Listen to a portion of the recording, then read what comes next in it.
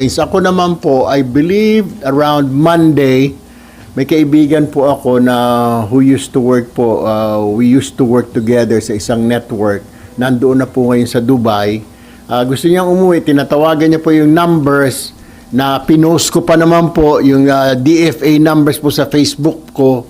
Ano tinatawagan niya, sabi niya, boss, hindi po namin makontak, wala po sumasagot kanina pa. Sabi ko, ilang beses ka nag-try? Sabi niya, kanina pa. Sabi ko, anong oras na dyan? Sabi niya, 6 ng umaga. Gusto namin, naghahanap kami kung saan namin pwede kaming mag-shelter.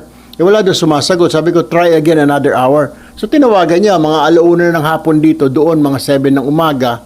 Wala pa rin. So, I was forced to call Secretary Lazaro. Sabi ko, Sec, mukhang wala sumasagot doon sa mga hotline ninyo, particularly sa Dubai, wala sumasagot. Sabi ko, what happened? Sabi, sige, I will call them up. Ayun, siguro after an hour, tumawag yung friend ko, okay na, Sen, salamat, may sumagot na po. See?